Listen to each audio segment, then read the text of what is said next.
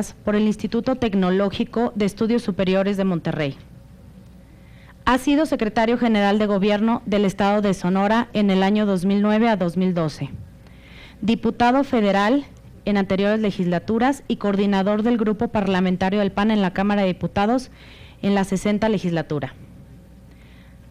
Ha sido senador de la República en la 58 y 59 legislatura y también coordinador del Grupo Parlamentario del PAN en el Senado de la República en la 59 legislatura.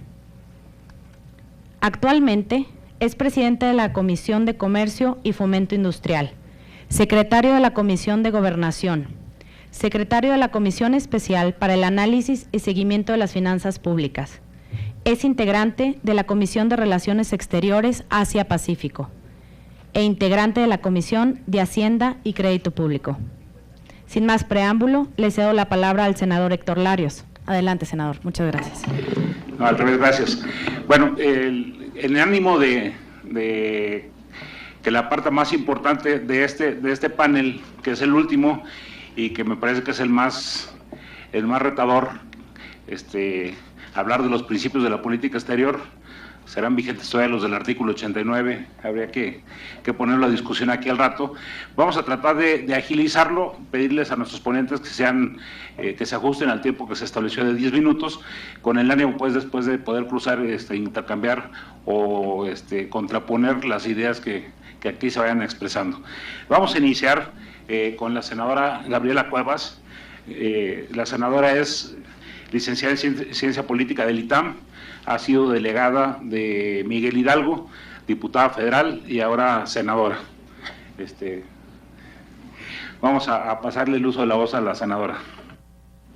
Muchas gracias, senador Héctor Larios, muchas gracias, compañeros de este panel, y sin duda también agradecerle al senador Víctor Hermosillo la iniciativa pues de coordinarnos a 8 comisiones de Relaciones Exteriores, pero además pues muchas más con las que tenemos que dictaminar todos los asuntos que todos los días nos son turnados a este Senado de la República.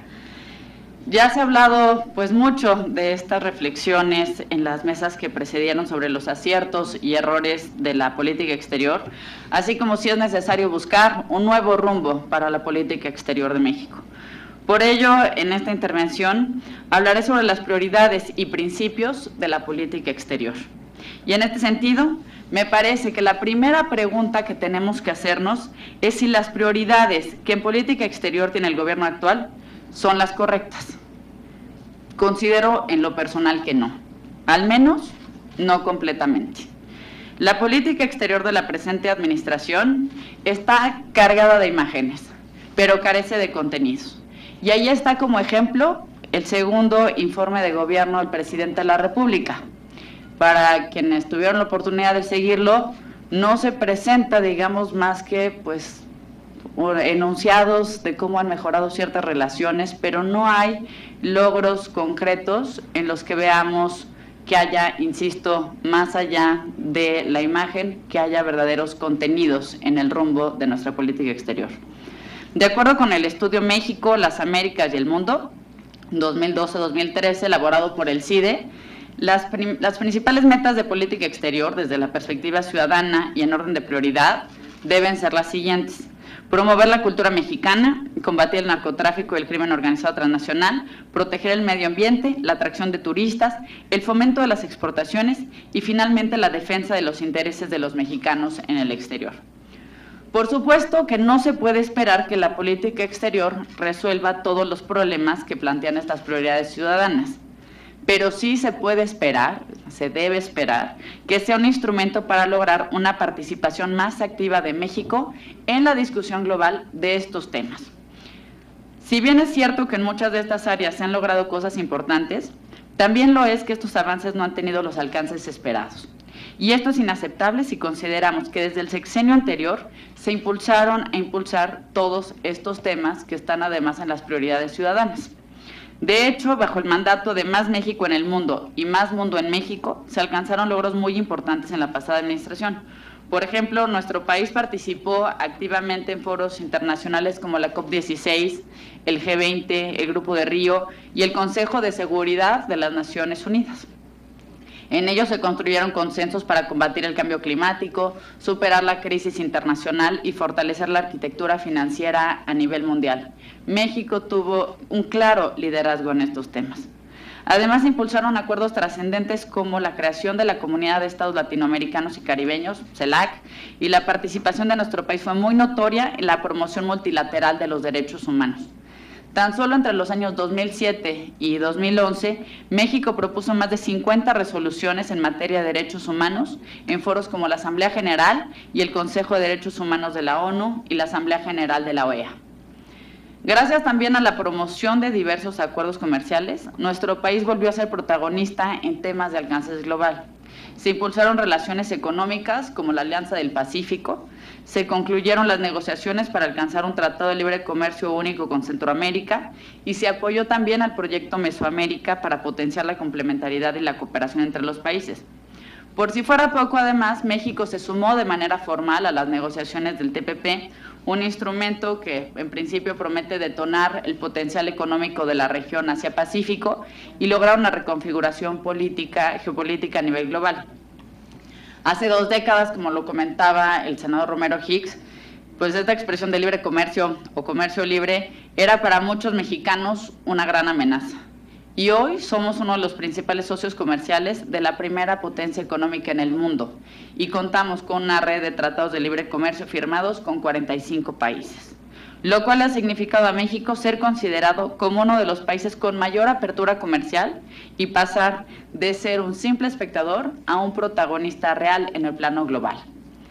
Basta mencionar, para dar algunos datos que nos permitan tener pues, una claridad de este tema, que en 1994 nuestras exportaciones representaban únicamente el 16% de nuestro PIB nacional, mientras que en las últimas 2 décadas el valor de las exportaciones e importaciones aumentó de 38 a 59% como proporción del PIB.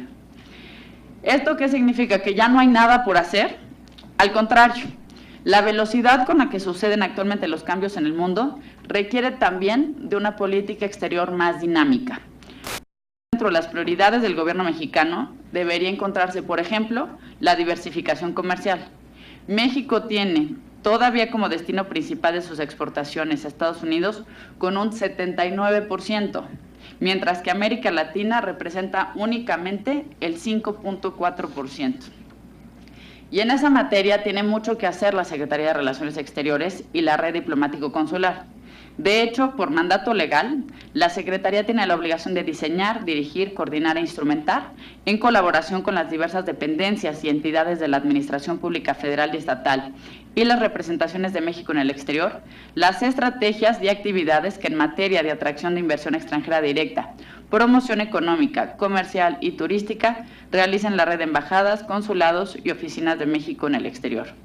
Y esto, pues sin duda es lógico si tomamos en cuenta que nuestras representaciones en el exterior son muchas veces el primer punto de contacto de empresas y hombres de negocios con interés de acercarse a nuestro país para venir a invertir. Ahí tenemos, por ejemplo, el continente africano, que es considerado para muchos como el continente del futuro. Es el segundo más poblado del planeta. Cuenta con una creciente clase media, una generación de jóvenes con un potencial extraordinario y para el 2050 podría representar el 20% de la población mundial con 1.800 millones de habitantes, con lo que esto supondría para los mercados globales. Así que para México, un país con espléndidas perspectivas de crecimiento y de modernización de nuestra economía, los países africanos, como un ejemplo, son espacios naturales de grandes oportunidades de negocios.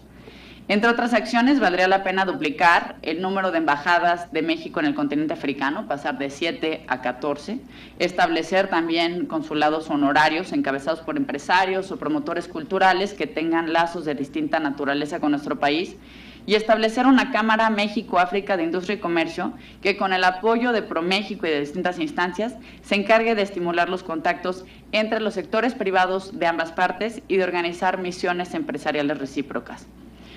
Pero además de diversificar las relaciones económicas y comerciales del país, dentro de las prioridades que debe tener nuestro México se encuentran, y enumeraré algunas. En primer lugar, es muy importante mejorar la imagen de México en el exterior. Está claro que esto no se logrará únicamente a través del discurso, sino transformando la realidad que se vive en estados como Guerrero o Michoacán. Una cosa es que se utilice a la política exterior como un instrumento para contextualizar lo que sucede en México y tratar de minimizar los efectos negativos que esto pueda tener en la percepción en otros países, y otra, muy distinta, es vender espejitos. Ya vamos en la segunda vuelta de promoción del Mexican Moment en foros y medios internacionales, pero la terca realidad termina por imponerse y se encarga de regresarnos los pies a la tierra. La realidad se llama Iguala, Ayotzinapa, Tlatlaya. Ahí es donde está el Mexican Moment. Al mundo no se le pueden vender mentiras. Hoy los medios de comunicación son medios globales. Hoy las imágenes llegan también a través de las redes sociales. El problema es que cuando se quieren vender espejitos y la realidad se impone, es que en el mejor de los casos terminamos por no vernos como el socio confiable que tradicionalmente México ha sido. Según una encuesta realizada por el Consejo de Chicago sobre Asuntos Globales, las opiniones favorables que tienen los estadounidenses sobre nuestro país se encuentran en su punto más bajo desde 1994, y a ello se suma que 9 de las 50 ciudades más violentas alrededor del mundo se encuentran en México. Necesitamos proyectar una imagen favorable que corresponda a un país de nuestro tamaño, con nuestros grandes recursos naturales, artísticos, culturales. Solo así podremos atraer y retener inversionistas, estudiantes, empresarios. Sin duda hay mucho que presumir de México, hay mucho bueno que decir, pero que lo que se diga siempre sea la verdad, que no sea la realidad la que desmienta a la promoción de nuestro país.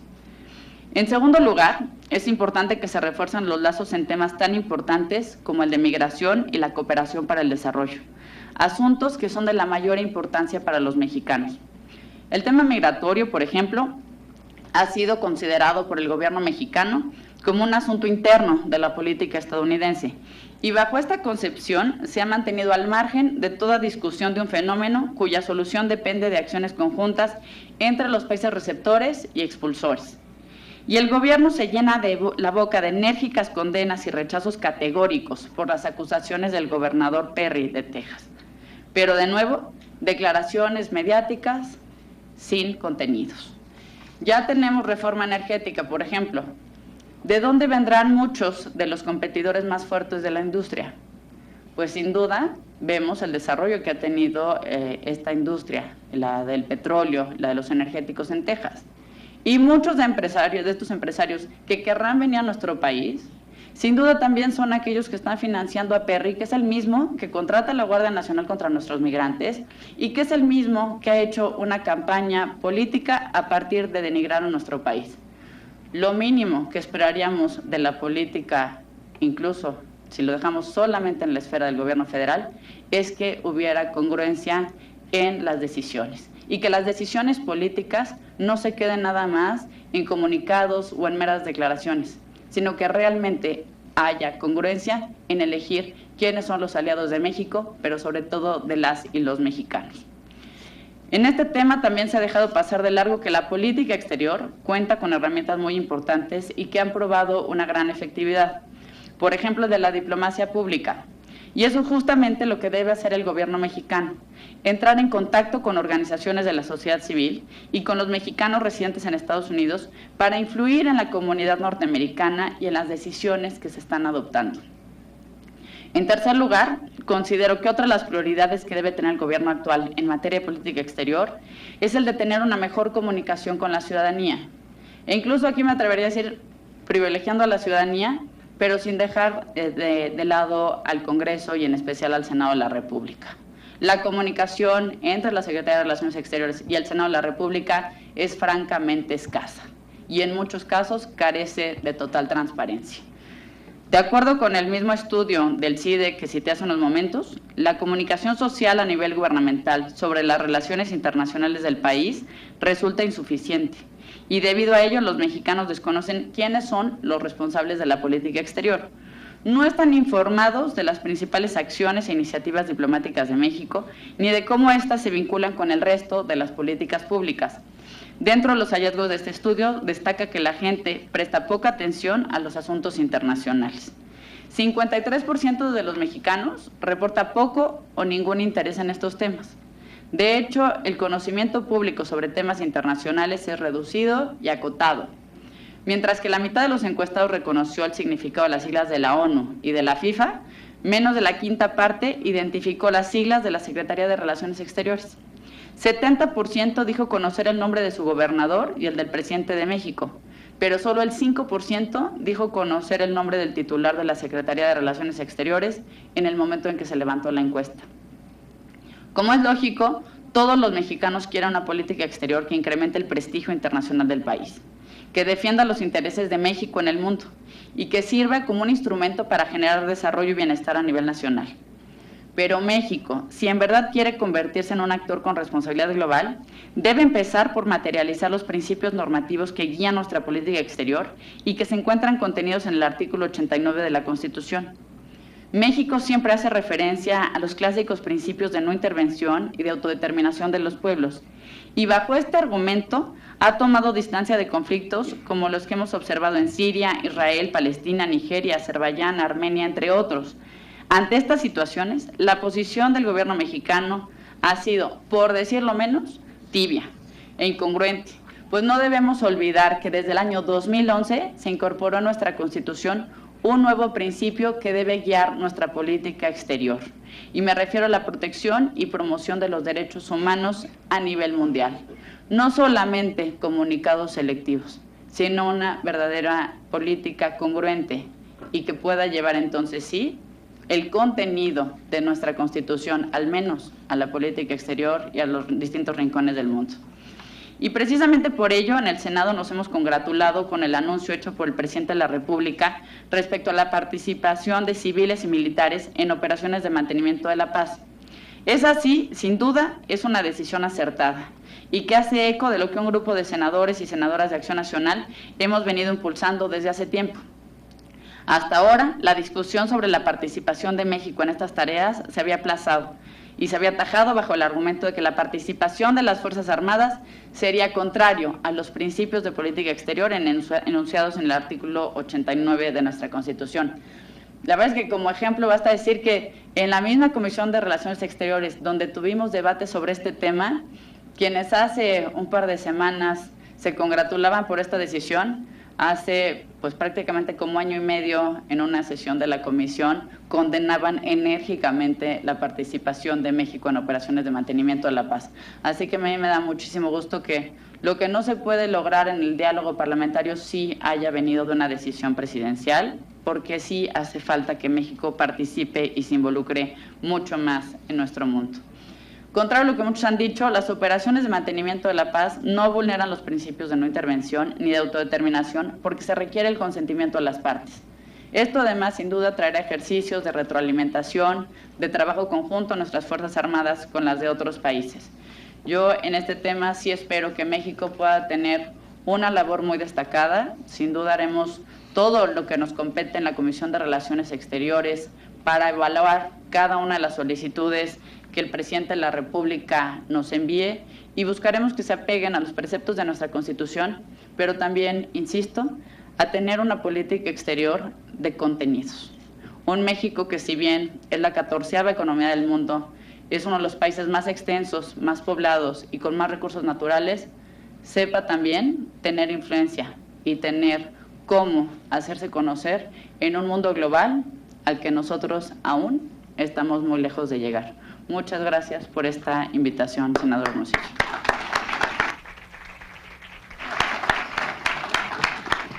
Bien, muchas gracias a la senadora Gabriela Cuevas, que omití comentar lo que creo que todos saben, que es presidenta de la Comisión de Relaciones Exteriores del Senado de la República, y que seguramente sus afirmaciones van a encontrar absoluto consenso en la mesa.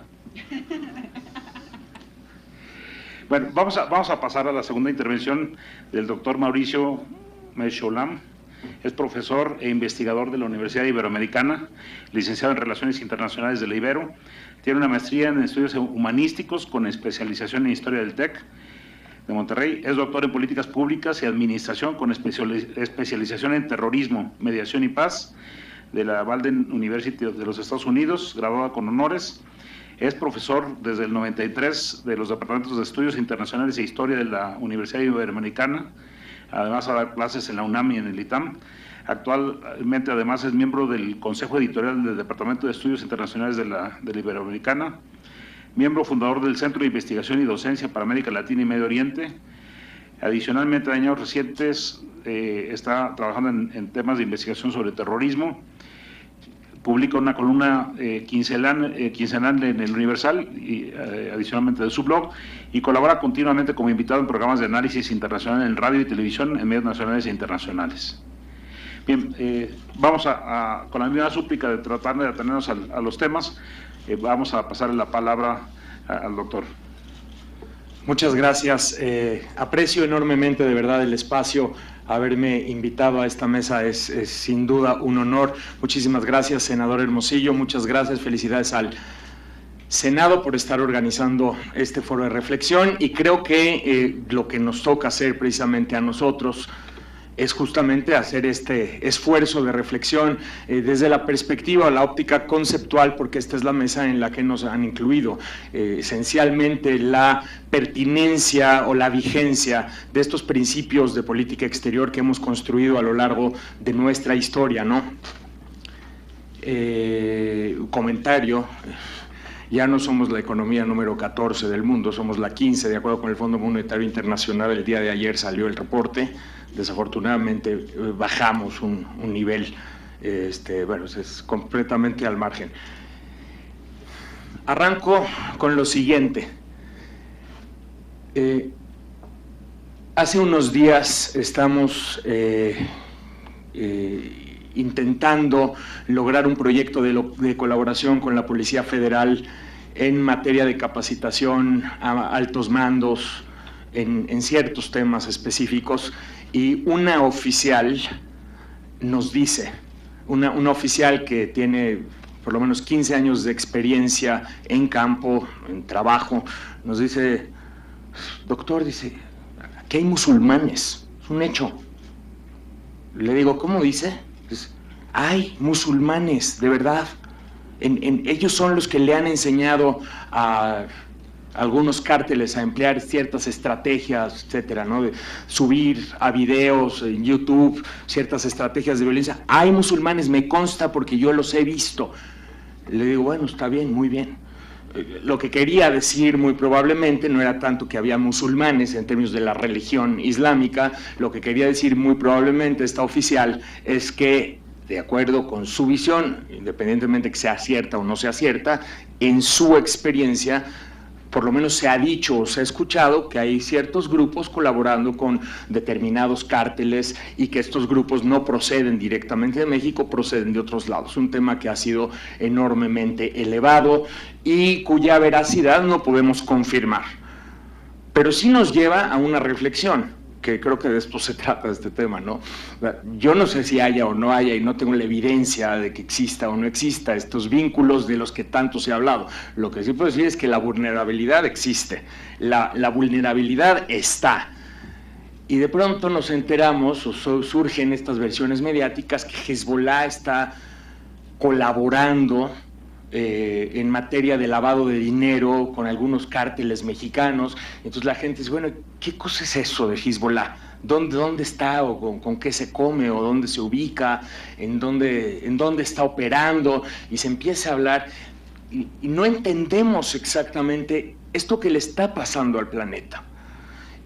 Sí, se habla de globalización, se menciona 200 veces la palabra, pero no entendemos un poco esta transformación en un globo, para bien y para mal, de lo que nos está aconteciendo. O sea, si de verdad somos un sistema, entonces lo que está ocurriendo allá no está ocurriendo allá, está ocurriendo acá. Nos parece, ¿no? Como piensen en el cuerpo humano. Tengo un dolor en el dedo gordo del pie derecho, y entonces digo, bueno, allá el pie derecho que haga lo que pueda porque está muy lejos de mí. No es así, forma parte del sistema, el dedo gordo es parte de mí y por lo tanto me importa y por lo tanto no es un tema de en qué me va a beneficiar si apoyo o no apoyo a la contribución de la paz en Siria, sino que lo que está sucediendo en Siria tiene que ver, está relacionado con lo que está sucediendo en Iguala. Tal vez no entiendo por qué o no entiendo cómo, habrá que ver. Y justamente eso es lo que tenemos que contribuir a estudiar, entender, esclarecer y empezar a analizar. ¿Por qué? Porque nuestros principios de política exterior justamente se tratan de eso. No es un tema de imagen o no es un tema de cómo vamos a manejar la política exterior para ver si de alguna forma eso contribuye o no contribuye a un punto más o un punto menos del crecimiento del PIB en este año.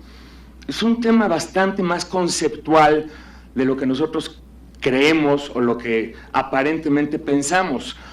Y si bien a mí me queda claro que quienes están en funciones en este momento tienen que atender situaciones inmediatas y tienen que llevar a cabo tareas que a veces son engorrosas, sí corresponde a quienes nos toca efectuar estas reflexiones, cuál es la vigencia de esta serie de principios que, repito, hemos construido a lo largo de la historia, porque ¿qué dicen esos principios? Bueno, esencialmente los principios lo que están diciendo no es ser inmunes o ser indiferentes ante lo que está sucediendo en el mundo. No se trata de ser indiferentes o se trata de darle la espalda a los problemas que están sucediendo en el mundo. Lo que se trata es que vamos a contribuir como país a la solución pacífica de las controversias, no a la intervención. Es decir, si de veras estamos comprometidos con ellos, vamos a pensar en Siria, Irak o Ucrania, no en términos de indiferencia, de que está lejos y por lo tanto no me importa y no tiene absolutamente nada que ver conmigo, sino en términos de que, primero, sí me importa, en segundo, tiene mucho más que ver conmigo de lo que yo creo. En tercer lugar, me interesa la resolución pacífica de las controversias. No soy indiferente a los refugiados, no soy indiferente a los desplazados y a toda la muerte que se está dando en todos esos países. De hecho, me importa, me afecta, me impacta y promuevo una solución pacífica de esas controversias en lugar de la posibilidad de que un ejército o varios ejércitos intervengan para resolver algo que no entienden y que no se va a resolver de esa manera. Y perdón que me meta con alguna de mis áreas de experiencia. Partiendo de lo siguiente, este tema de la globalización, repito, no es broma. Es una realidad que nos afecta, número uno. Número dos, el mundo, podríamos decir, así si viniera un marciano a visitarnos, el mundo se está cayendo. De verdad está colapsando en tantos sitios y tantos espacios. Este sistema del que estamos platicando verdaderamente está teniendo zonas de quiebre, zonas de falla muy importantes en demasiadas partes del planeta, más de las que a veces consideramos. Entonces, este sistema del cual formamos parte está teniendo serios problemas. Número 3, una gran cantidad de conflictos que estamos viendo hoy en día no son conflictos entre estados nacionales. Y por lo tanto los parámetros bajo los cuales los analizamos y pretendemos resolverlos no son los adecuados. Hoy en día se está produciendo decenas de miles de muertos por año a partir de los conflictos que están existiendo entre actores no estatales de carácter violento, ya sea por conflictos entre ellos o por conflictos entre estos actores no estatales y estados nacionales. Y por lo tanto, cuando se habla de una mesa de paz, por ejemplo, o una mesa de la promoción de paz, hay que considerar estos nuevos factores, como estas entidades, que muchas veces cooperan, colaboran o a veces chocan entre ellos y terminan afectando enormemente a países como el nuestro. Nosotros somos víctimas en parte, de la penetración en nuestra esfera política, en nuestra esfera económica, de actores violentos, de actores no estatales de carácter violento, que muchas veces operan de manera transnacional. Y entonces hay que entender exactamente estas bases de operación, porque no, simplemente, o sea, no estamos sentando a dos ejércitos nacionales a firmar un pacto de cese al fuego o a dos países a firmar un tratado de paz, sino que aquí lo que estamos hablando es de conflictos donde están actuando actores que muchas veces no actúan de manera racional. La discusión en los medios, por ejemplo, a partir de lo que ha sucedido en Guerrero en estos días, tiene que ver con muchos analistas no entienden exactamente cuál puede haber sido la racionalidad de los actores al llevar a cabo las acciones que llevaron a cabo, las lamentables acciones que llevaron a cabo. Entonces empiezan a preguntar, no se entiende exactamente la racionalidad. Unos analistas dicen, no, sí, es que la racionalidad tiene que ver con esto. Otros dicen, bueno, pues yo no le entiendo perfectamente porque asumimos que son actores racionales, y los estudios demuestran que actores no estatales de carácter violento muchas veces operan de manera no racional o de maneras no racionales. Entonces, de entrada tendremos que entender esta nueva categoría de análisis. No es nueva, simplemente lo que es nuevo es el análisis. Los estudios más importantes en esta materia se llevan a cabo desde el 2010 a la fecha. Tendremos que entender estas categorías de análisis para ver cómo se pueden aplicar a nuestro país y para ver cómo impacta en el exterior. Entonces, en ese sentido, y retomo al punto donde empiezo, nuestros principios de política exterior tienen sentido no porque parten de una experiencia propia como país y de nuestra historia, sino que tienen sentido pensar en este mundo en el cual estamos viviendo, en la posibilidad de promover y coadyuvar como nación a una situación más ordenada de las cosas, a una situación donde los organismos internacionales puedan efectivamente tener mayor peso y mayor eficacia, a una situación en donde si se organiza una conferencia de paz para Siria a principios del año, que bien podía haber tenido un impacto mucho mayor del que terminó teniendo y en la cual nosotros participamos, una delegación de México estuvo ahí, encabezada por nuestro secretario de Relaciones Exteriores. Entonces, hoy podríamos estar vislumbrando una situación muy diferente en ese país, porque la pregunta no es cómo se va a combatir al Estado Islámico o bien ISIS, como se le conoce en muchos sitios. La pregunta no es esa, la pregunta es cómo se va a resolver el conflicto en Siria y de qué forma nosotros tenemos o no tenemos un interés en que ese conflicto termine siendo resuelto. Claro, si pensamos que está muy lejos y pensamos que no nos atañe, entonces luego no entendemos por qué se dice que ISIS está operando en México y termina impactando o moldeando determinados temas de política exterior en Estados Unidos o las discusiones internas en torno a la migración. Entonces ahora resulta que el tema de ISIS nos afecta a nosotros por vía de la migración o nos afecta a nosotros por vía de una agenda de seguridad. Por lo tanto, insisto, desde mi perspectiva, desde la perspectiva de muchos analistas, el tema de los principios de política exterior tienen sentido y tendríamos que empezar por hacer la conciencia de ellos. Y repito, más a nivel conceptual que a nivel de cómo ha estado operando o no un determinado gobierno, sino en sentido de pensar su pertinencia y su vigencia en este mundo que estamos viviendo, que es un mundo verdaderamente distinto al mundo al que estábamos acostumbrados hace tan solo unas décadas. Lo dejo aquí para que participen mis colegas. Muchísimas gracias por la oportunidad y seguimos adelante. Gracias.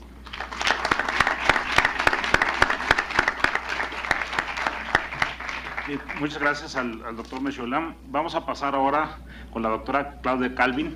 Ella es directora general del Consejo Mexicano de Asuntos Internacionales desde 2011 y fundadora de Mujeres Construyendo, asesora externa de la Oficina en México de la ONU Mujeres. Ha sido consultora para World Wildlife Fund. Déjame ponerme esto. Proyecto ambiental descentralizado. Colaboró con la la corresponsalía de Miami Herald y Los Angeles Times en México. Ha sido catedrática de la Iberoamericana, de la UDLA, del ITAM, de la Autónoma de Querétaro, del Centro de Estudios del Ejército y la Fuerza Armada, por mencionar algunas de las universidades, investigadora visitante de la Universidad de Georgetown, licenciada en Relaciones Internacionales de la UNAM, maestría en Periodismo Internacional de la Universidad del Sur de California, y tiene un doctorado en Ciencias Sociales con especialización en Ciencia Política de Flaxo. Adelante. Gracias. Bueno, buenas tardes. Muchas gracias a todos y todas por haberse quedado a la hora de la comida. Ese es el desafío más grande para quienes estamos en un panel a esta hora. Senador Hermosillo, muchísimas gracias por la invitación, por la convocatoria a este foro. Senadora Cuevas, mucho gusto, buenas tardes, y un gusto estar con queridos amigos, compañeros de Comexi, senadores, embajador, muchas gracias. Bueno, yo quisiera participar esta tarde, perdón, voy a poner el cronómetro para que no me pasen la tarjetita. Yo quisiera participar esta tarde haciendo énfasis en uno de los dos aspectos del tema de nuestro panel, que es principios y prioridades de política exterior. Yo quiero poner la lupa o el foco de atención o la mira en el componente de prioridades de la política exterior. Y para hacer esto me hago una pregunta que es la que pongo sobre la mesa. Y la pongo sobre la mesa, no sé si la vamos a poder resolver en lo inmediato, y me da mucho gusto estar además con quienes van a ser los y las líderes que mañana van a resolver las cosas que hoy estamos discutiendo y no vamos a poder resolver. Así que tomen nota, espero que tengan ustedes una respuesta cuando les toque estar en esa área. Que es, ¿qué pasa con la perspectiva de género en la política exterior? Me van a decir, bueno, ¿qué tiene que ver la política de género, la transversalidad de la política de género con la política exterior? El tema no me lo he sacado de la manga. En el Plan Nacional de Desarrollo 2013-2018, del que tanto se ha hablado, el que, digamos, es el punto de partida y define los grandes lineamientos de esta administración, se habla de las 5 metas nacionales para hacer de México un país que desarrolle, presente y exprese su máximo potencial. Si ya se han mencionado, no los voy a enfatizar, solo haré énfasis en el quinto, que es México con responsabilidad global. Y simultáneamente en el Plan ADE se establece que hay 3 estrategias transversales que son las que deben servir para lograr el cumplimiento de las 5 metas nacionales. Las 3 estrategias son democratizar la productividad, construir un gobierno cercano y moderno e instrumentar la perspectiva de género. Al momento de leer esto, yo no pude evitar hacerme una pregunta que suena fantástico. Yo creo que más de 2 o 3 personas, muchísimas más, aplaudimos que se incorporase la perspectiva de género. Suena bien, es políticamente correcto, puede generar votos de la mitad de la población, en fin, más allá de la utilidad política de incorporarlo, queda una pregunta sin resolver. ¿Cómo se va a lograr resolver, analizar, convertir en políticas, programas, proyectos, presupuestos, la intersección entre México con responsabilidad, México actor con responsabilidad global y la instrumentación de la perspectiva de género?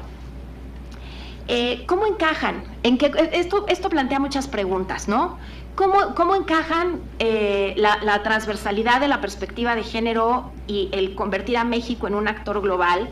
¿En qué condiciones? ¿Qué es lo que dice el mandato? ¿Qué es lo que dicen las leyes? ¿Quiénes se deben involucrar? ¿Cómo evaluar? Suena muy bien, pero cuando uno trata de desmenuzar y articular en términos prácticos este espacio de intersección, evidentemente surgen muchas preguntas. El mundo está cambiando, México tiene que cambiar, los actores gubernamentales, no gubernamentales, estatales han proliferado, eso no es ninguna novedad, pero entonces, ¿qué significa que la perspectiva de género se convierta en una variable que tenemos que considerar cuando hablamos de la política exterior? El Plan Nacional de Desarrollo señala, y todos lo hemos escuchado, que es el Proigualdad, el Programa Nacional para la Igualdad de Oportunidades y No Discriminación contra las Mujeres, el eje articulador de la perspectiva de género en México. El Proigualdad tiene 6 objetivos integrales que hay que cumplir, que van desde garantizar que no se presente la violencia, que no exista violencia contra las mujeres, igualdad de oportunidades y empoderamiento económico, acceso a la ley, respeto de los derechos, etcétera, ¿no? No me voy a meter en ese aspecto. Pero el Plan Nacional de Desarrollo señala, y de verdad que lo leí, traté de sacar algo más. Prácticamente el Plan Nacional de Desarrollo establece que en este punto de intersección hay 4 áreas que son las que se deben considerar. Los compromisos internacionales que México ha firmado en la materia, la Convención de Belém do Pará, la CEDAW, comisión, las comisiones contra la trata de personas, etcétera. El récord de México en eso es extraordinario. Y hemos cumplido, ratificado los convenios, acuerdos y compromisos internacionales en la materia. El gran desafío para México está siendo traducir esos compromisos, convenios, en homologación de leyes que a nivel interno garanticen equidad e igualdad para las mujeres y para mujeres y hombres. El Plan Nacional de Desarrollo también establece que se debe hacer énfasis en la armonización de las leyes justamente a los convenios y acuerdos. Hace énfasis en la política migratoria, es decir, considera que un componente muy importante es la política migratoria que evite la violación de los derechos de las mujeres en el territorio mexicano, y hace un énfasis muy particular y especial en el tema de mujeres migrantes y tráfico de personas. Nadie puede estar en contra de esto. La cuestión es que cuando hablamos de transversalidad de la perspectiva de género, el tema es muy amplio, infinitamente más amplio de lo que esto significa. Y yo tendría que hacer un énfasis aquí para empezar. Cuando hablamos de género no hablamos de mujeres, ¿no? El sexo es una condición biológica, el género es una construcción cultural. Y hablar de género en política exterior y transversalización de la perspectiva de género en la política exterior implica reconsiderar las múltiples variables de lo que es el género, implica construir una serie de indicadores en todas las políticas. La Secretaría de Relaciones Exteriores es integrante del SNIHM, que no sé si están familiarizados con el tema, el SNIM, que es el Sistema Nacional para la Igualdad entre Hombres y Mujeres. Pero son temas que quedan, digamos, al aire, insisto, políticamente son correctos, nadie puede estar en contra, pero ¿cómo se convierte en una política? ¿Cómo se convierte en una política que beneficie a través de los acuerdos que ha firmado México, un país como el nuestro, que ha firmado más de 40 o 44 acuerdos comerciales? ¿Cómo se convierte en políticas que beneficien a hombres y a mujeres, que garanticen que la mitad de la población va a participar en igualdad de condiciones, que existe igual acceso a financiamiento, a educación digital? México está, ahorita lo señalaba Mauricio, en el lugar número 15. Veamos los indicadores de competitividad de México del WEF y la brecha de género de la OCDE. México está en lugares espantosamente lamentables, ¿no? Y si nos vamos a los otros indicadores de género, como es la violencia, los feminicidios, la incorporación de las mujeres a la educación, estamos haciendo énfasis como país.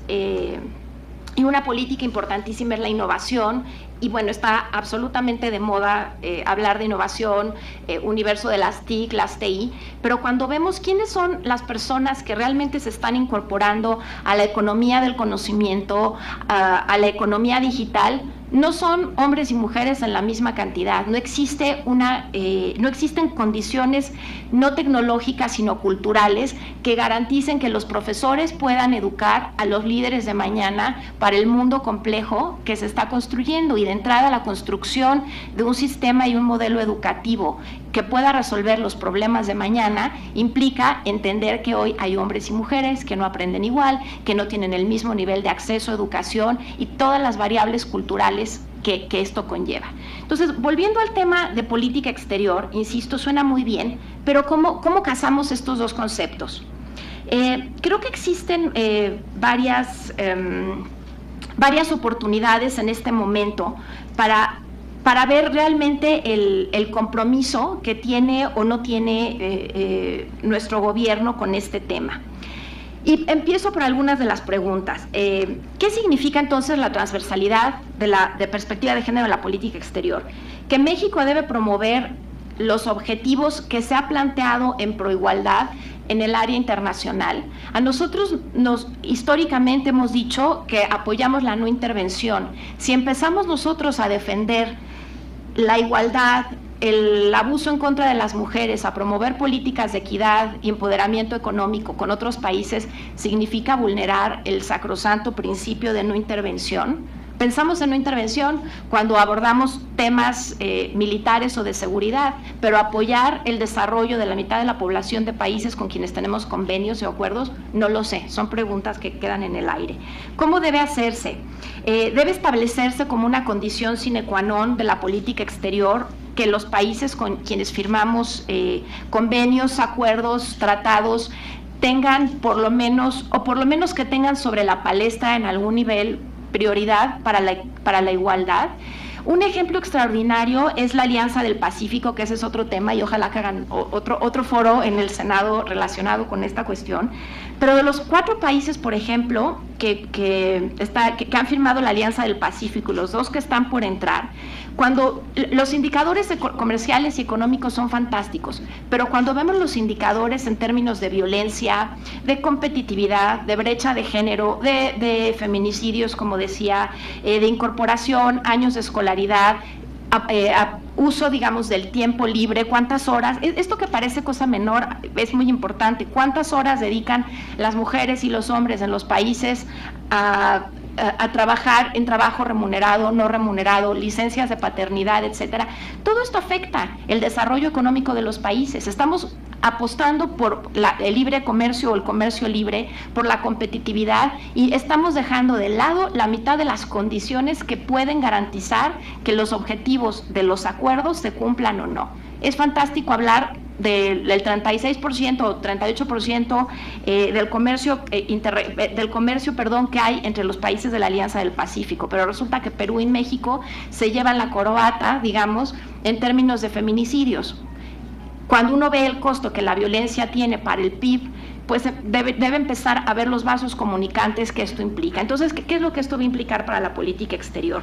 ¿Quiénes deben ser los actores que participen? ¿El INMujeres en la política exterior? Digo, no sé ni siquiera si es la respuesta, pero ¿qué implica para la Cancillería darle seguimiento, por ejemplo, al proigualdad en términos de política exterior? ¿Nada más firmar los acuerdos? ¿O qué implica? Que participen más mujeres y hombres en la toma de decisiones, que se amplíe el presupuesto, que se pongan cláusulas en los convenios que consideren esto. Hasta ahorita la única persona, volviendo al ejemplo de la Alianza del Pacífico, que ha mencionado la importancia del desarrollo de las mujeres para cumplir con buen fin los objetivos comerciales ha sido Michelle Bachelet, y hay solamente una comunidad de mujeres del Pacífico en Perú que hace énfasis en las mujeres empresarias, pero hay muchas otras condiciones que van a afectar los resultados del acuerdo y de la política exterior.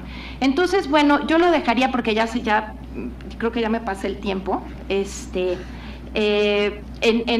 esto. ¿Cómo se van a mezclar? ¿Qué es lo que significa esa intersección que políticamente sonó tan bien, es tan sexy y se vende muy bien en los medios de comunicación? Bueno, pues implica verdaderamente dilemas en términos de plantear las prioridades, las herramientas, los instrumentos y los presupuestos que en política exterior y en las herramientas de política exterior deben usarse para considerar. Sería esto. Gracias.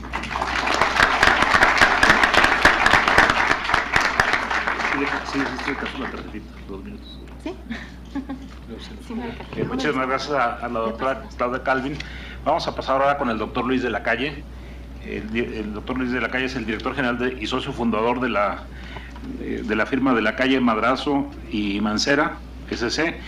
Es licenciado en Economía del ITAM, tiene maestría y doctorado en la Universidad de Virginia, fue subsecretario de Negociaciones Comerciales Internacionales de la Secretaría de Economía, que entonces no era Economía, ¿o sí? Se llamaba Comercio y Fomento Industrial. Fue ministro de Asuntos Comerciales de la Embajada de México en Washington, cargo desde el cual tuvo una participación activa en el diseño, promoción e implementación del TLC. También laboró en el Banco Mundial como economista de país para las repúblicas checa y eslovaca, Polonia y el antiguo Zaire. Tiene una constante presencia en medios de comunicación, a través también de una columna quincenal que publica en el Universal. Es coautor, junto con Luis Rubio, de Clase Mediero, Pobre no más, desarrollado a uno, un libro que explica qué es la clase media de México, y actualmente es director general, bueno, ya lo comentamos, es director general de una firma. Adelante, doctor. Sí, muchas gracias, senador Larios, por la presentación. Gracias al senador Hermosillo por la invitación, que es muy oportuno hablar sobre este tema. Me honra mucho compartir este panel con la senadora Gabriela Cuevas, que es presidenta de la Comisión de Relaciones Exteriores, y con el subsecretario Juan Manuel Gómez Robledo, que es quizá uno de los diplomáticos con mayor experiencia en México, y bueno, por supuesto con mis amigos en el panel. Yo les voy a ser muy francos. Yo creo que el análisis que escuché en el panel anterior me parece francamente equivocado. Y se los digo no sin conocimiento de causa, sino al revés. Yo he tenido la oportunidad, ya lo señaló el senador Larios, de viajar por todo el mundo y participar no en decenas, sino en cientos de reuniones bilaterales, plurilaterales, multilaterales, y el peso que tiene México en el ámbito internacional es muy superior al que aquí se dio a entender. Pregúntenles a los señores embajadores que representan otros países y que estaban aquí en el Senado, y algunos todavía aquí están. Y no solamente eso, la Cancillería mexicana tiene una reputación en el mundo de ser una de las mejores, con justa razón. Parte del problema creo que viene de la premisa sobre la que parten algunos de esos analistas. Ellos piensan que México es un país vulnerable al exterior. Así lo dijo la embajadora Pellicer. México es un país vulnerable al exterior. Si nosotros pensamos que México es un país vulnerable, lo que tenemos que hacer es parapetarnos, vernos el ombligo y cerrarnos al mundo, para no estar enfrentados a esa vulnerabilidad. Esa política, que tiene una larga data en la política exterior mexicana y que utilizaba el artículo 89 de la Constitución como pretexto para no estar involucrado en el mundo, porque se interpretaban los principios de política exterior mexicanos del 89 como nos, los nos por los que México no debe participar, cuando, como bien decía la senadora Cuevas, pueden ser interpretados precisamente en el sentido inverso, de cómo sí México debe participar en el concierto de naciones. Pero si nosotros pensamos que estructuralmente México es un país vulnerable al exterior, estamos condenados a no desarrollarnos. Y yo siento que el principal objetivo de las relaciones exteriores de México y de la política exterior de México debe ser precisamente el desarrollo del país. Las relaciones exteriores no pueden ser un fin en sí mismo. Solamente tienen que ser congruentes con el objetivo de tener un mejor México, con base de tener mejores mexicanos, que vivan mejor.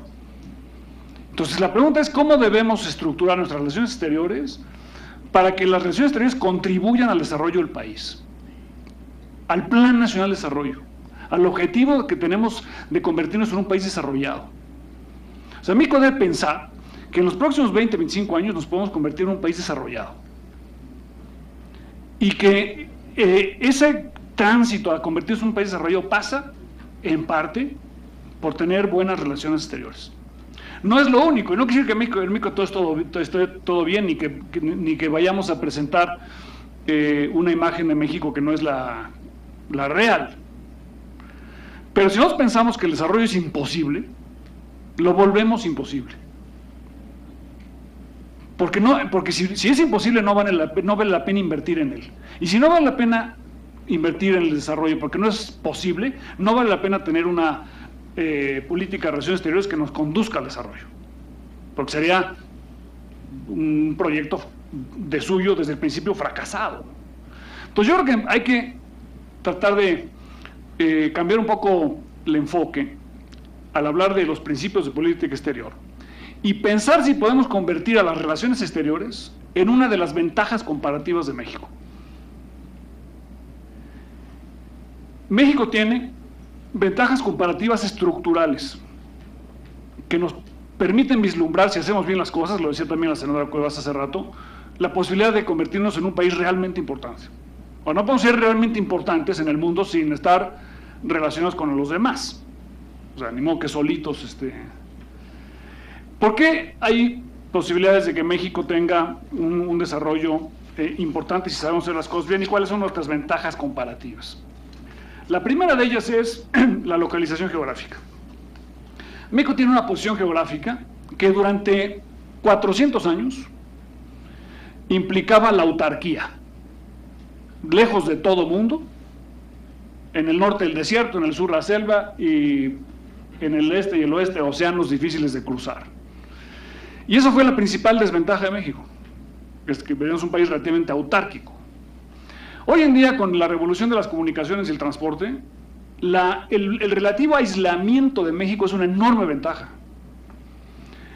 Por más que nos preocupe Crimea y Siria, nos deben preocupar, por supuesto, y cosas que pasan en África, México está relativamente aislado de la mayoría de los problemas del mundo. En México no hay problemas de terrorismo, no hay problemas de asimilación cultural, no hay grandes problemas de luchas religiosas, como existe en un número muy importante de regiones, de países y regiones del mundo. Entonces, el relativo aislamiento de México nos convierte en una zona donde potencialmente podemos invertir precisamente en el desarrollo y no estar involucrados en el día a día en los grandes retos y problemas que tiene el mundo. Tenemos obviamente el problema del narcotráfico, que es un problema de una enorme dimensión, de una enorme importancia y que hay que, por supuesto, resolver, pero es menor a los problemas que enfrentan en África del Norte, en el Medio Oriente, en una buena parte del continente asiático y en la África subsahariana, ¿no? La localización geográfica nos permite además vivir una esquizofrenia que generalmente se considera como una cosa negativa, pero yo considero una cosa positiva. O sea, ser al mismo tiempo miembros de América del Norte y miembros de América Latina. Es falso esto de que tengamos que escoger uno u otro. Es al revés. Seamos miembros de ambos para potenciar nuestra localización geográfica con una enorme ventaja comparativa. Para que la localización geográfica sea una ventaja comparativa de verdad, necesitamos, por supuesto, mejorar todo el sistema de transporte y de logística. Y eso implica mejorar el cruce fronterizo, tener aeropuertos, puertos, carreteras, líneas aéreas de excelencia y competitivas, pero también con competencia. La segunda ventaja comparativa de México que tiene, que es probablemente la más importante, es su demografía. Si ustedes ven las pirámides demográficas pronosticadas para los próximos 30 años de los principales países del mundo, México tiene la mejor de los países grandes. No hay ningún país grande, de cerca de 100 millones de habitantes, que tenga la demografía, el perfil demográfico de México. Bueno, eso nos da una ventaja irrepetible para que en los próximos 30 años México se desarrolle. Y si no sabemos utilizar el peso de la demografía para influir en los asuntos internacionales, estaremos cometiendo un gravísimo error. Pero si nos vemos como un país vulnerable, en el que las relaciones exteriores las tenemos que ver como algo que nos daña, no vamos a saber aprovechar esa ventaja fundamental, que además tiene un enorme costo de oportunidad, porque si no aprovechamos el bono demográfico que terminará por ahí de 2055, habremos desperdiciado la oportunidad histórica del desarrollo, y las relaciones internacionales van a ser un componente importante de ese proceso de venir en el desarrollo. Tenemos además recursos energéticos que por razones ideológicas no quisimos desarrollar durante décadas y que se convertían en cuya falta de desarrollo, que ahora afortunadamente la Cámara de Diputados y el Senado han aprobado una reforma que potencialmente coloca a México otra vez como una potencia energética, y que van a cambiar, como decía la embajadora en la otra intervención, las relaciones exteriores de México, pero para bien, porque vamos a tener obviamente una mucho mayor capacidad de, si hacemos las cosas bien, de producir, de exportar, de comerciar energéticos con confianza de que somos competitivos para hacerlo. La otra ventaja que tiene México es la situación geopolítica. México es también geopolíticamente somos quizá uno de los pocos países que puede participar en la OCDE y en los grupos de países en desarrollo al mismo tiempo y ser vocero de nuestros intereses en ambos. Somos el único país en desarrollo emergente que puede tener un acuerdo en América del Norte, un acuerdo transatlántico y un acuerdo transpacífico. Eso es imposible para China, es imposible para Brasil, es imposible para Rusia, y México los tiene ya. Y lo que tenemos que hacer es potenciar esa situación también en la geopolítica. Además tenemos una comunidad mexicana muy importante en Estados Unidos, que es otra ventaja que México no hemos sabido aprovechar porque no hemos sabido o no hemos querido saber entender las aspiraciones de los mexicanos que viven allá y cómo hacer con ellos una alianza estratégica para el beneficio de ellos y el nuestro. Tenemos efectivamente un problema de imagen que hay que resolver, pero yo, en lugar de promover la imagen de México, creo que debemos tener una campaña para promover la imagen de los mexicanos. Cambiar el enfoque también. Lo que importa, México no existe. O sea, lo que existe somos los mexicanos y lo que hay que promover es la imagen de los mexicanos. Tenemos que sorprender a nuestros socios comerciales y socios en otros países con la calidad de los mexicanos que tenemos en México. Bueno, y las relaciones exteriores tienen que jugar entonces un papel muy importante y sobre todo, con esto voy a terminar, porque México también tiene algunas ventajas institucionales. Y las relaciones exteriores deben ser el puente que permita el aprovechamiento de las ventajas comparativas estructurales con las ventajas comparativas institucionales. Los tratados de libre comercio, lo mencionaba Claudia Calvin hace rato, es una de ellas. La Alianza Pacífico, que efectivamente empezó el gobierno del presidente Calderón, pero que ha apoyado decididamente y de una manera muy importante el gobierno de Enrique Peña Nieto, va a cambiar la política de América Latina. O sea, la Alianza Pacífico es la iniciativa en América más importante en América Latina hoy, y si tiene éxito va a ser más importante en la historia de América Latina. Yo les voy a hacer una predicción, dependiendo que pase en la elección en Brasil en 3 semanas, veremos un cambio de la política brasileña en cuanto a la Alianza Pacífico, y México en ese tenor es líder. México también ha invertido en su estabilidad política y económica de una manera muy, muy importante, y debemos apuntalar también ese aspecto institucional en crear las condiciones que nos permitan transitar al desarrollo.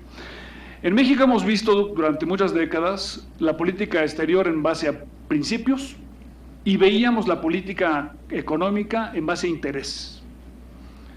En un análisis racional uno debería pensar que se debería hacer al revés. La política comercial y económica en base a principios y la política exterior en base a intereses. Pero obviamente eso no es suficiente, porque en política exterior México debe ser también un país que se base en principios, en los del 89, pero también en los del artículo 1 y el artículo 2 de la Constitución, como mencionó la senadora Cuevas. Yo los invitaría a pensar en ver a México como un país con potencial, y utilizar las relaciones exteriores para hacer ese potencial más grande, y no en ver a México como un país que sufre por ser parte del mundo. Creo que esa visión lleva a un análisis equivocado. Muchas gracias.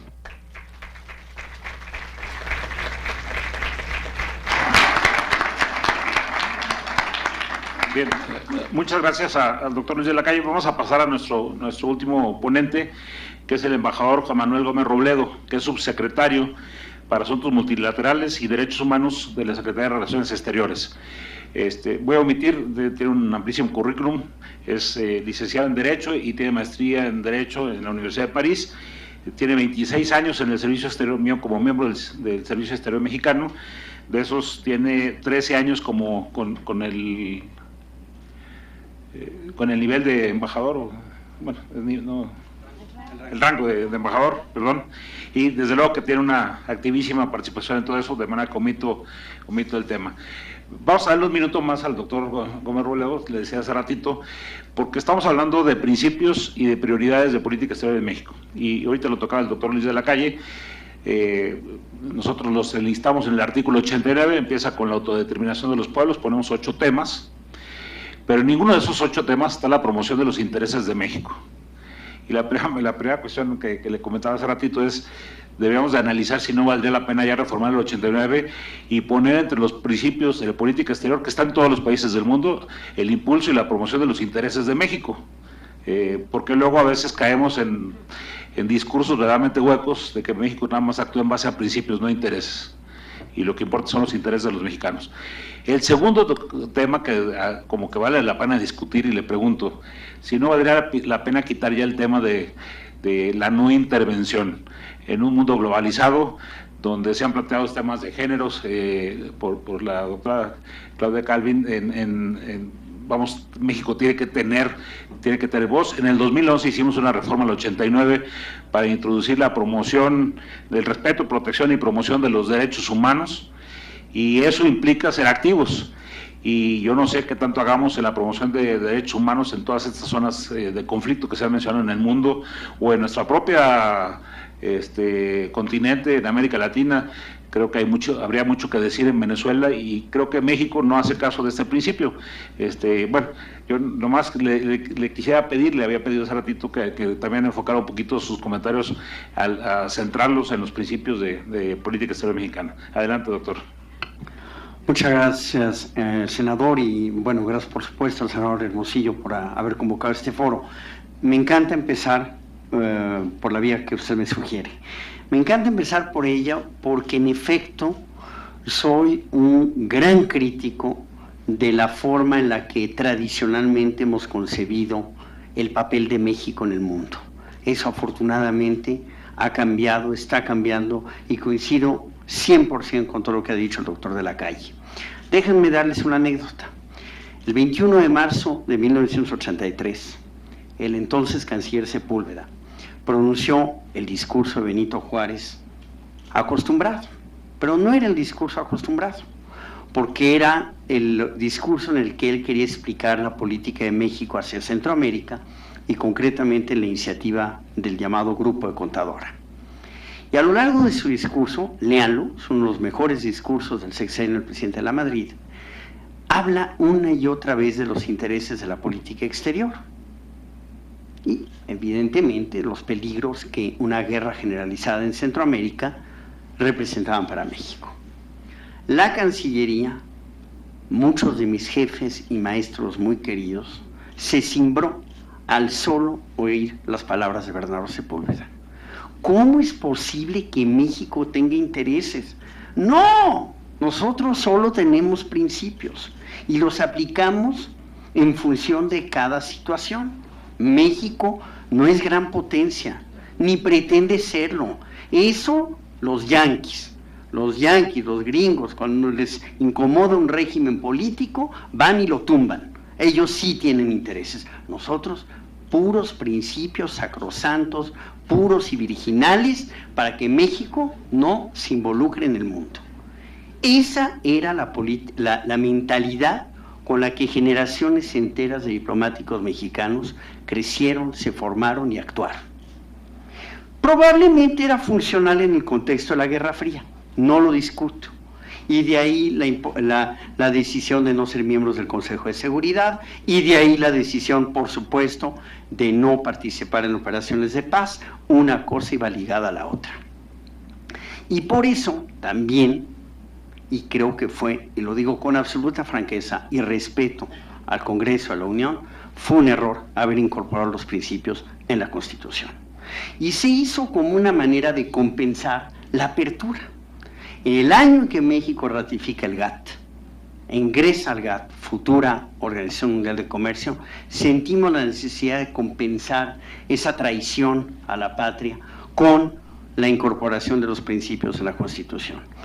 De una de esas simulaciones a las que los mexicanos somos muy afectos, porque en realidad los principios no proceden de un invento mexicano. Los principios son solo un espejo de lo que se consigna en la Carta de Naciones Unidas y en la Carta de la OEA.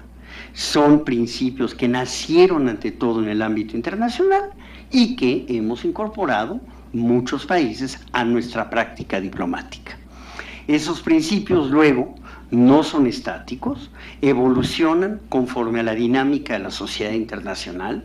Sí, como decía el doctor, en efecto somos un sistema. Si uno concibe al orden internacional como un sistema y al derecho internacional como un sistema, evoluciona como cualquier sistema jurídico en función de una serie de prioridades del ente que le da sustento, que es la sociedad internacional.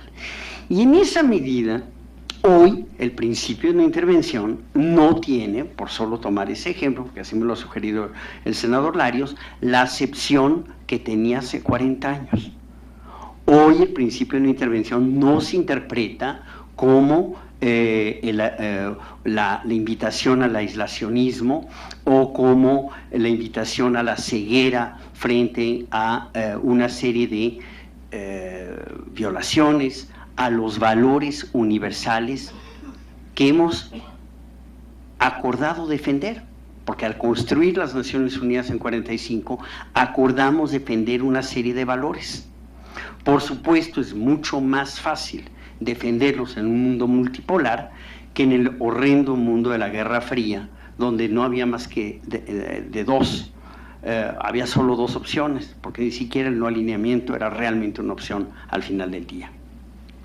Entonces, yo creo que más bien deberíamos pensar en quitarlos de la Constitución, o en todo caso, dejarnos de abandonar esta sensación de que son una camisa de fuerza.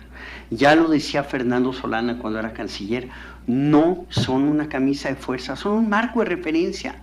Por supuesto que a México le interesa un mundo regido por el desarme, un mundo regido por la solución pacífica a las controversias, un mundo regido por la cooperación para el desarrollo, un mundo regido por la autodeterminación de los pueblos. Claro, eso coincide con el mundo ideal que nos gustaría ver, porque en efecto no somos una potencia militar, estamos sentados junto a la mayor del mundo, no vamos a competir contra ella, etcétera, etcétera. Pero veámonos ante todo en función de lo que queremos. Y lo que queremos, y lo decía también el doctor de la Calle, es que si hemos hecho del comercio exterior y de la vinculación con el mundo la base del proyecto nacional de desarrollo, la base de lo que queremos ser en el futuro después de muchos años de desarrollo estabilizador y de sustitución de importaciones y por lo tanto de cierta autarquía y aislacionismo, pues evidentemente se antoja que la política exterior represente un aliado, una palanca, un apoyo invaluable para ese proyecto nacional de desarrollo que está volcado al exterior. Y a partir de ahí, los principios deben actualizarse conforme a los intereses y conforme a la forma en que la sociedad internacional los ha interpretado. Creo que con eso he dicho todo en materia de principios y por lo tanto creo que participar en operaciones de paz en modo alguno afectará la vigencia de los principios, ni al contrario, es congruente con el principio de lucha por la paz y la seguridad internacionales, es congruente con el principio de cooperación para el desarrollo, es congruente con el principio de protección a los derechos humanos y es congruente con el principio de autodeterminación de los pueblos. Y eso es lo que hacen las operaciones de mantenimiento de la paz. Son herramientas, las mejores que ha podido construir Naciones Unidas, no son el diseño original, por cierto. El diseño original de 45, todos los países íbamos a poner ejércitos permanentes a disposición de las Naciones Unidas y el Consejo de Seguridad. Eso no ocurrió, la Guerra Fría lo impidió, pero el ente se logró adaptar y creó una serie de herramientas que han representado hoy la mejor apuesta para generar las condiciones de la paz. A veces preservan una paz precaria, pero es preferible preservar una paz precaria que no preservar absolutamente nada. Y hoy en día las operaciones, y se ha dicho tanto, y la senadora Rojas y la senadora Cuevas, que han sido incansables promotoras de esta gran decisión, han dicho, no se trata de que en cada circunstancia las operaciones redunden en la participación en actividades bélicas. Ante todo son la posibilidad de ayudar a la reconstrucción de instituciones, de reconstrucción del tejido social, de reconstrucción, de darle una oportunidad a la población civil después de un conflicto, etcétera, etcétera. En fin, No quiero adelantarme a lo que muy probablemente el canciller Meade diga mañana en su comparecencia. Y obviamente por eso tampoco me atrevo a contestar a todos los puntos que señaló la senadora Cuevas, porque eso le tocará al canciller, pero solo anoto uno, porque finalmente fue transversal a todas las participaciones. Que México no apoya los derechos humanos en otras latitudes, bueno, ahí sí, francamente, yo no sé si leemos los mismos periódicos o no. Yo creo que no estamos leyendo los mismos periódicos. México, primero que nada, no solo se ha beneficiado de una manera impresionante de la vinculación con el Sistema Internacional de Derechos Humanos. Los avances que se han hecho en México, pese a muchos rezagos y a tragedias como la que hemos vivido en estos días, son resultados del apoyo del sistema internacional. Luego, entonces, México, en absoluta congruencia, también hace lo mismo en favor de otros. Y simplemente para contestar a la doctora Calvin, en el Consejo de Derechos Humanos de Naciones Unidas, cuya creación en buena medida se debe a México, constantemente estamos promoviendo nuevos mecanismos sobre igualdad entre hombres y mujeres y para prevenir y sancionar la desigualdad en la ley y en la práctica. Condenamos prácticas abominables como la ablación genital en una serie de latitudes. Llevamos las dolorosas experiencias, por ejemplo, de Chihuahua y de los feminicidios a nuevos planes de acción en cumplimiento de la plataforma de Pekín, etcétera, etcétera, etcétera. No hay día que no haya una iniciativa de México en Ginebra o en Nueva York o en la OEA en torno a estos temas. Y para contestar al maestro Genaro Lozano, también hemos condenado todos los actos de discriminación en contra de la comunidad LGBT, y qué mejor prueba que los votos que emitimos hace 2 semanas en Ginebra sobre este tema, donde hay desafortunadamente, desgraciadamente, una tendencia regresiva de un grupo de países que quieren olvidar que hay nuevas formas de discriminación por orientación sexual e identidad de género, y que hay hoy en día pues tendencias que quieren, y el ejemplo que daba Lozano de algunos países africanos sí es muy preocupante. Pero también es verdad que estamos viviendo un mundo en extremo polarizado, en donde yo creo que el denominador común es la erosión de una serie de valores universales que antes nos unían a todos, y navegar en esas aguas hoy en día en Ginebra es sumamente complicado, y donde lo que hay que evitar es el mayor encono que puede instalarse entre grupos de países tan importantes como los que en este momento están liderando Rusia y China. Es muy complicado, y creo que lo más importante es tender puentes de entendimiento. Yo quisiera simplemente señalar que en efecto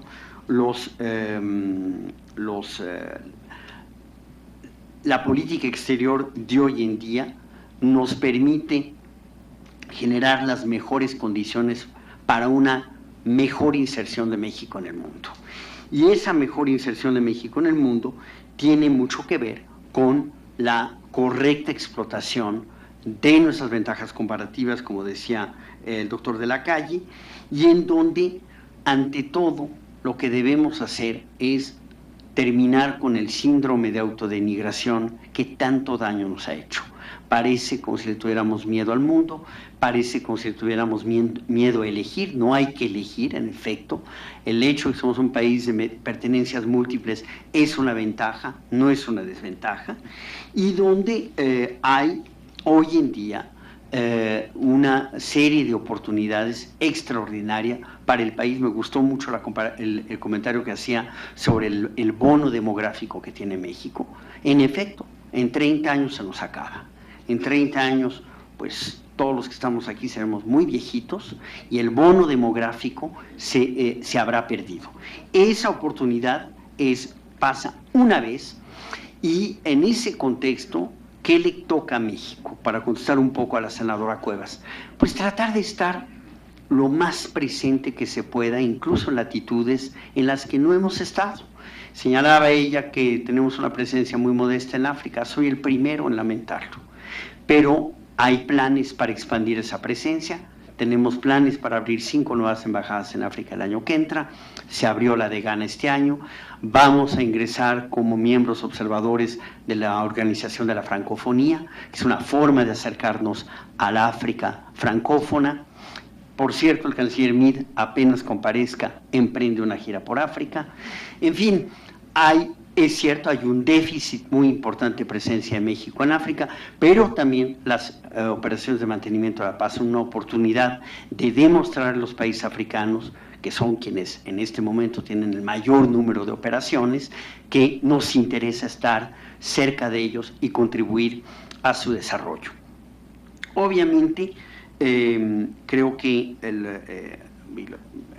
responder un poco a la doctora Pellicer, que señalaba, bueno, o a Genaro Lozano, no nos han dicho a cuáles de estas operaciones iremos. Bueno, este es un proceso que está empezando, lo decía esta mañana el canciller Meade frente al canciller de Haití.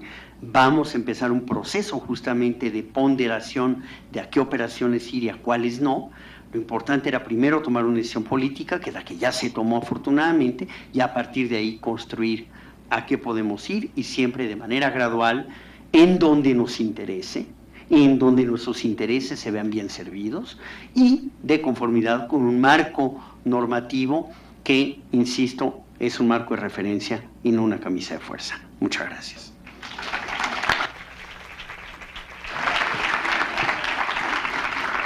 Bien, les pediría su presencia un poquitos minutos aquí. Vamos adelante. El senador Víctor Hermosillo va a clausurar este foro y adicionalmente a entregar un reconocimiento de agradecimiento a nuestros ponentes. Adelante, Víctor.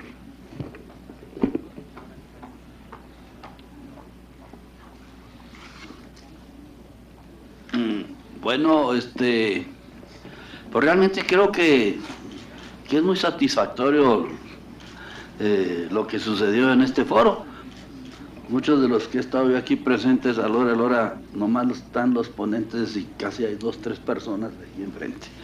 O sea, en esta ocasión hay embajadores, hay ponentes, hay estudiosos y alumnos. Qué bueno, sobre todo alumnos. A mí me interesa mucho que las nuevas generaciones escuchen diferentes planteamientos sobre nuestra política exterior o como cualquier otro tema que tenga que ver con el desarrollo de nuestro país. Pues yo les doy mucho las gracias a todos los que participaron. Unos se tuvieron que ir por sus obligaciones. Vamos a hacer precisamente una minuta de lo que sucedió aquí, la vamos a publicar. No nos pusimos todos de acuerdo, qué bueno, ¿verdad? Creo que es parte de un foro, de recibir opiniones de un lado, opiniones del otro, y luego ya se tienen que analizar. Es muy difícil nuestro país es medio laberíntico, somos latinos, ¿no? Y eso nos hace ser muy complicados, no sé por qué, ¿verdad? Digo, no tenemos ese razonamiento que tienen otras razas, ¿no? Yo, por ejemplo, he querido leer 100 años de soledad y en la 100ª página ya me perdí entre tantas cosas, ¿verdad? Digo, mi mente es más racional en ese sentido, pero así somos, y esas situaciones pues hace que así sea nuestra manera de ser y por supuesto nuestro conjunto, ¿verdad? De comportamientos, ¿verdad? Tenemos muchos atavismos históricos, tenemos muchos atavismos también ideológicos, que en ocasiones tenemos que ser, pues, sin olvidarlos, más pragmáticos y ver qué le conviene a nuestro país. Esa era la base de este foro. ¿Qué le conviene a nuestro país? Porque la política exterior, pues lo que trata de traer es beneficio para nuestros ciudadanos. Para eso estamos, ¿verdad? Para progresar. Pues yo les agradezco mucho a todos, sobre todo a los que estuvieron aquí. Ustedes son los que lo hicieron con su presencia, me refiero, animan a los conferencistas, y siendo cuarto para las 4, yo traigo la hora, yo soy de Mexicali, soy medio internacional, entre Mexicali y aquí hay 2 horas de diferencia, entonces lo pongo en medio. Entonces sé que ahorita van a ser cuarto para las 4 de la tarde o las 16 horas, damos por finalizado con mucha satisfacción y agradeciendo mucho a todos tanto ponentes como los que estuvieron aquí presentes, este foro sobre política exterior. Gracias.